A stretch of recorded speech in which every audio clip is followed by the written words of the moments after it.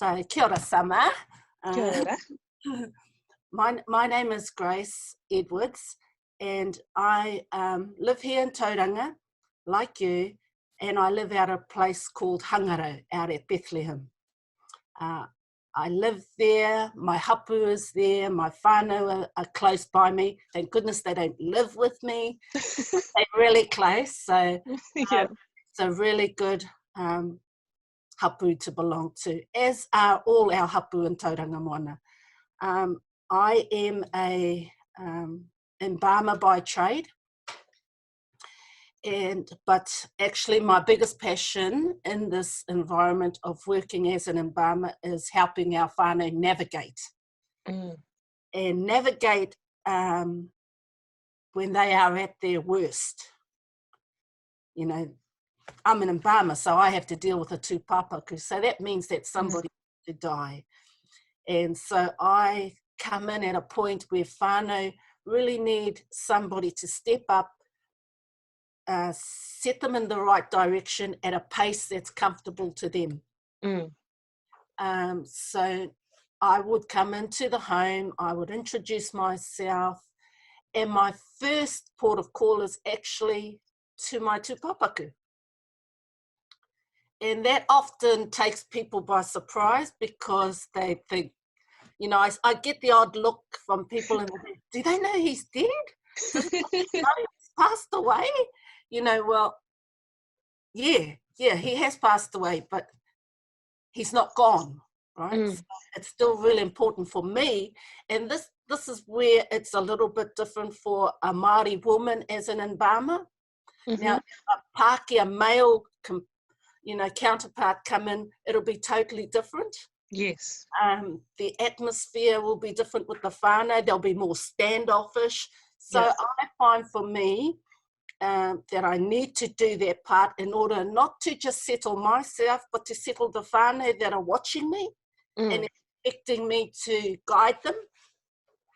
And if they can see that I have that in me to acknowledge their loved one, then a lot of those barriers just break down. They become non-existent.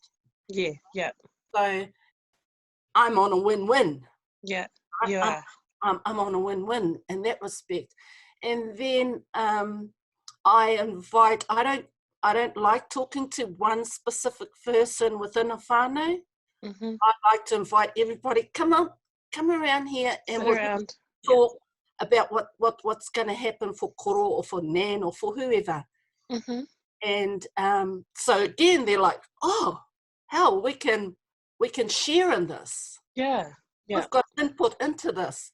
You know, so then I'll just explain what's going to happen. We'll do all the paperwork side of things. Yeah. We'll have a look at how much things are going to cost and where we can save money. Yeah. You know, because I don't know their circumstances. So I always like to talk about saving money. Yeah, right? Definitely. Because for the majority of my whānau I work with, that's really key. It is. And, you know, there's a $2,000-$3,000 difference. Yes. And nobody really wants to put their hand up and say, I'll be responsible for that. Yeah. Because thinking it's an individual responsibility. Right. And I try and alleviate that stress of the dollar. Right. And I can only do that if everybody hears it at the same time. Yes. Right. So I'm not telling one person and then that one person is trying to tell the rest of the partner. You know, because you're going to get the ultimate, oh, shut up, you don't even know what you're talking about, you know. Yeah, and you do. So it is always really inclusive. You're always very open and transparent in your communication to the whānau. And as a whānau that has experienced your guys' service, just seeing a Māori face and a woman and our whānau, somebody from Tauranga Moana, walk in the door is already such a huge alleviator to us because we know you're a trusted face, you know, you're our whānau, and there's just all of those other things to go with it. Some of them, you know, I know their faces, but I don't know who they are. And so for me, they know my face, they've seen me somewhere, but I don't know that Oh, you know, so even Oh, that's wise, Mum. No. yeah. Well, I get that often, you know, Yeah. and I don't mind that because it's about breaking down the barriers so that I can help them and they can help me. Yeah. Yeah. Right. So yeah. So I'll do all those sort of things, paperwork, dollars, Yeah. and then I'll show them if they, you know, give them options. It's not about me coming in there and uplifting straight away. Yeah. Some of them may like to keep them the night. Mm. You know, so I'll say, all right, well, I'll show you how we can wrap him, and do you want to Yeah. give him a bath, or you know, do you want to give him a wash, and Yeah. show you how to wrap him so he can stay here the night with you guys, and Yeah. then in the morning when it's a reasonable hour, then we come in and pick him up and go Yeah. for yeah. So it's really about communicating all the time what's going to happen and Yeah. how the process is going to happen. And it was even just little things for us as a whānau. We chose to have our papa home for the night, and there's just like even little things like having 2 blocks of wood, those 2 blocks of wood, and then like, cool, I've got 2 blocks of wood here. Now what do I do with them? Yeah. And you know, I think it was like 2 o'clock in the morning or something ridiculous, and your team actually came in and helped us put our papa in the lounge and Yeah. look Yes. after. So yeah. So it's about all those little. It's about educating our whānau as to why we do that sort of stuff. Why we want a block of wood. You know, Yeah. it's a block of wood. What on earth could she possibly? Where is she going to put it for a start? Yeah. Yeah. Is it going in the casket? You know, and so Yeah. it's about educating them as to one, why I want that wood, and what sort of job that wood is going to do. Yeah. And what is the benefit of that wood Mm. to the tūpapaku? Yeah. You know, Yeah. so they walk away with this knowledge of, oh, it's not just a piece of wood. Yeah. Yeah. Definitely. And now we all know, and I like pass it on to everybody else too. So. So, Summer, I don't mind. Do you mind if I just inject something here? No, go ahead. Okay, so both my parents have died. Our mum died just last year in October. Now, my parents were tūturu marae, right? They sometimes, as children, the marae come before us. You know, my mother would be too busy down there. Yeah. And we would have to go down to the marae for a kai. But I didn't like walking down the road in the dark, so you know, I'm not going down there. and it's just funny things that I remember about my mum being so staunch about her marae and her hapu and what was going on down there. So, as I don't know what you call it, but as you know how some whānau have trophies for their kuia and karau, and they get together annually and play for a cup and all that sort of stuff? Yeah. Well, I wanted something that could embrace what my parents meant to us as a whānau, but more so to our iwi and our hapu. Yeah. So I told my whānau, I didn't ask them, I told them, I'm quite good at telling them stuff, Oh, yeah. that we would, for each of our marae here in Tauranga Moana, give to them or gift to them this block of wood. Now, hang on a minute.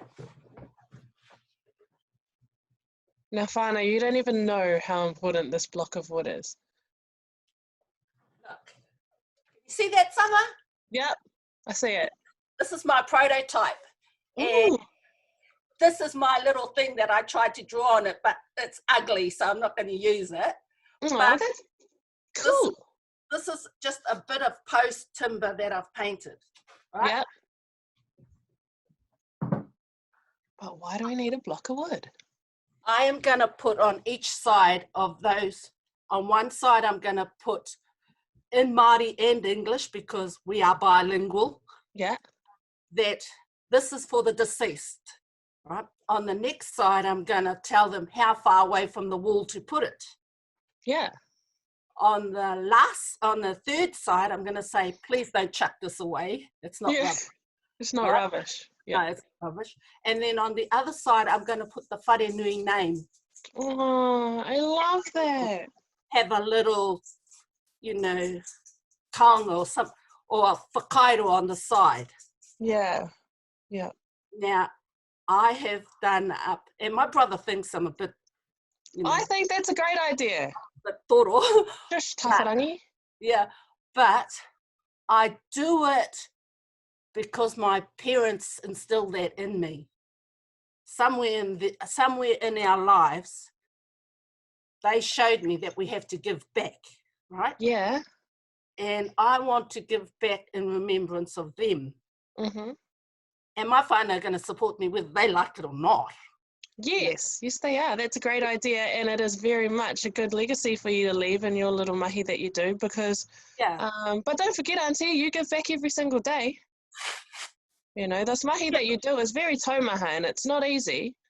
And despite the fact that you are who you are and you are super strong and all of that stuff, I can't even imagine the types of things that you'd see. No. Well, I can actually, because, but it isn't a job that anyone can do. It is a very, very specialised job and a specialised skill set that you have. I'm very lucky though, because this is part of my heritage. It's not like I've stepped into this and I'm the first person in my whānau to have done this. I'm not. No.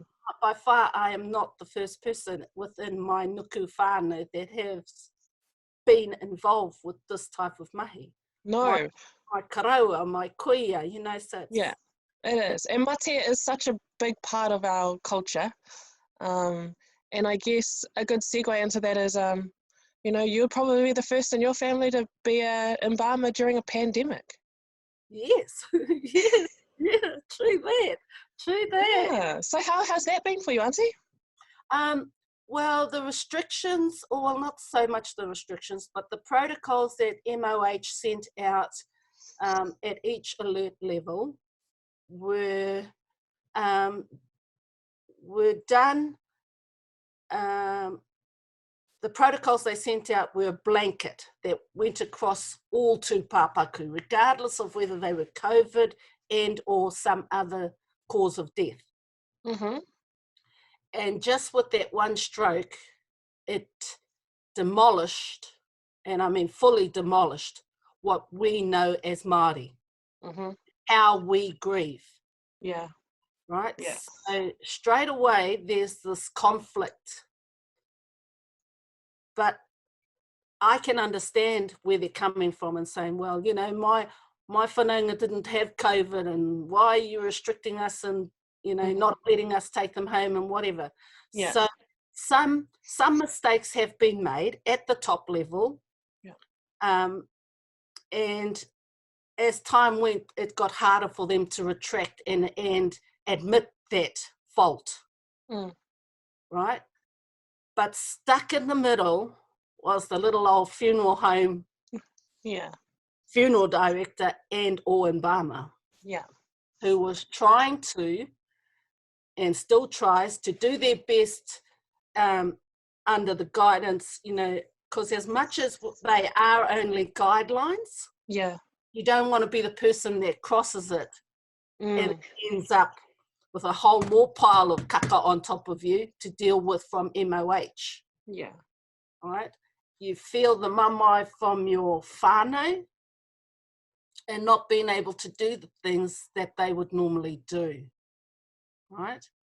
I suppose we could have tested the waters by having a hui and restricting it to the numbers, but you have to think, well, I think wider than that, and then I think, well, what are the benefits of having a tangi at a home and inviting people in? To me, there are no benefits, because this COVID is very nasty, and you can't see it, you can't hear it. Yeah. Until it's far too late. Yeah. 2 weeks later, yeah. So it's like, do I really want to put whānau in that position? So it's this weighing this thing up. And so in dealing with whānau that have had mate during the COVID, it's been, the job itself is talking to whānau, but under COVID, it's even more. Kia māori ai tō kōrero, kia rāta, kia māma te haere, you know, little steps. Lots of explaining, lots of... Lots of flexibility, trying to find that flexi so that they can have at least a little bit more time, you know, to grieve. Yeah. All of these things that have just been made that much harder under COVID. But the good thing is that people themselves, even as much as they were grieving, understood. Yeah. Understood. You know, so you had some whānau that, although it's not common for Māori, opted for cremation and opted so that they could take their loved one back to the marae and have a poroporo ake for them on the marae. And take them up to the urupa, albeit in a different container. Right?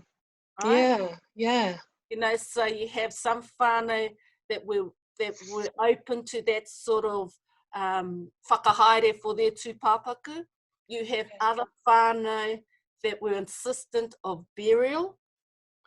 Right? So it's a matter of working through, and it's not the same for each funeral home. Yeah. A funeral home will say, Carl, no, that's not happening. You know, this is what we are working under, MOH. Yeah, and you'd have those ones that are just to the law and the guidelines of whatever. And, you know, then you've got you, and are you still under Hope? Yes. So Hope whānau, Hope Funeral Directors is the one to go for. But and then so in Tauranga Moana we've had a few. Can you just explain a little bit, like you don't have to be specific, but the different types? So we've done a cremation. So we've done a cremation whereby the whānau, the deceased died.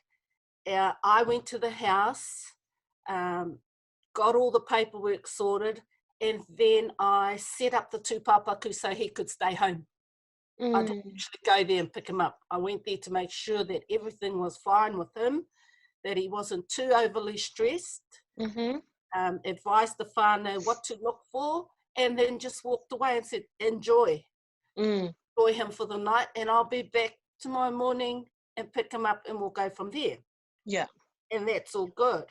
Cool. I've had other whānau that have wanted to be buried, so we work out a system for them whereby we'll drive the car onto the marae ātea, reverse up to the roro, open the back door, have a short karakia, miha, whakatau, poroporo, whatever, and then off to the urupa. But all the while explaining what each little bubble will have to do in order for us to get it accomplished and finished under the guidelines. So it's it has been a learning curve, but it's good to learn new things. And I guess in terms of the capabilities of our marae to stay open during a pandemic, what are your thoughts on that? I am quietly pleased that marae closed down. Because the spread of this was paramount for me, because I didn't want our whānau getting caught by this COVID. So, you know, the distancing, all of that thing I thought was primo, you know, like stay home if you don't have to go anywhere. Exactly. And I supported that move for our marae. And I still support it. You know, we can still go to the marae. There are ways that we can take our tūpāpaku to the marae and still meet the protocols, still be within the guidelines from MOH. It's just a matter of talking them through. And it is a marae is just such a close contact space, and we literally like touch each other's faces everywhere we go and sit right next to each other on top of each other pretty much. So it would be quite unrealistic, because there's a whole bunch of us too that I know with a few of our older ones, you know, they were just not listening to the guidelines, and you know, it's quite hard for us as Māori to stay away from each other once we're in. That's right. Our natural reaction is to go and awhi. Yeah. It's so unnatural. It's not, you know, hongi. It's not there. You know, it's not. Yeah. So, but you know, if we do this properly, we'll get through it. We'll get a better outcome at the end. Yeah. And what is level 2 looking like for you? What are some of the changes that you think are going to be happening with our tūpapaku? And this is again dependent on each funeral home, because although the guidelines come out from MOH, they are only that. But as a business, you can decide for yourself how you want to address it. So level 2 for both the funeral homes I work at is going to be more hands-on for whānau bubble. Cool. And that during level 4 and 3, they are restricted in touching the tūpapaku. Right? Now, obviously, if somebody dies of COVID, actually they don't get any touching. It's like, they're just taken from the hospital and dealt with there at the hospital. But for level 2, it will mean hopefully their whānau will be able to dress, a simple thing like dressing. You know, and by dressing, they're able to then touch. So that should mean then that the perspex lids we've been using in level 4 and level 3 are no longer necessary. They're no longer necessary for us to put on there and block whānau from physically making that contact with their loved ones. So but they would have been necessary because we would have touched them anyway. If we would have not listened, I wouldn't have.